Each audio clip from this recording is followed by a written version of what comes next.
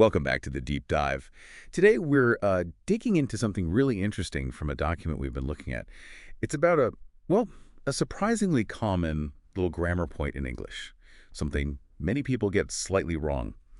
We're talking about the phrase, I am agree. Hmm. Does that sound right to you? It feels close, doesn't it? Oh, it absolutely does. And you hear it so often. It's a really frequent point of confusion, Right. especially maybe if English isn't your first language. Right. So, our mission today really is just to clear up why it's not quite right and, well, give you that simple fix.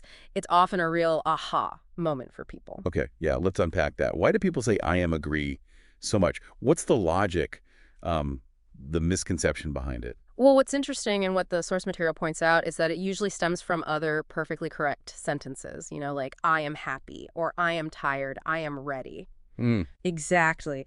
In those happy, tired, ready, those are adjectives, right? They describe a state. So we correctly use am, is, or are.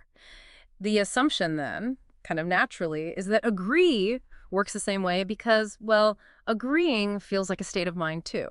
But it doesn't work that way grammatically, does it? So agree isn't an adjective like happy. What is it then? Precisely. That's the core thing.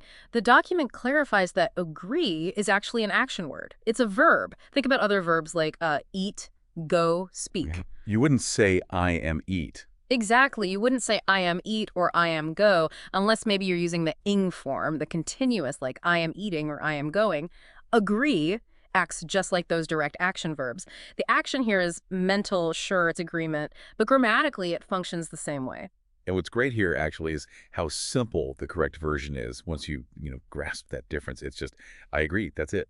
Simple. No am. That's it. Simple, direct, and grammatically spot on. The source gives some good examples too, just to show it in action. Yeah. Things like, I agree with you, or I agree that learning English is important. Another one was, I agree to your idea. See how agree just stands alone. It works. It doesn't need that helper am. Okay. That makes sense. But how do we really make that stick? Yeah, Because old habits, the document had this kind of funny memory trick, right? it did.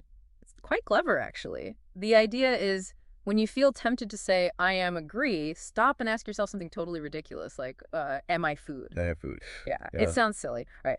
But the point is, the absurdity of asking, am I food, helps highlight that I am agree is similarly, well, grammatically off. Ah, I see. Because food is a noun, you wouldn't say, I am food to describe yourself. Exactly. And agree is a verb, not an adjective like happy. So that weird comparison kind of jolts your brain into remembering the correct pattern. I agree. It's like a quick mental check. That's actually pretty smart.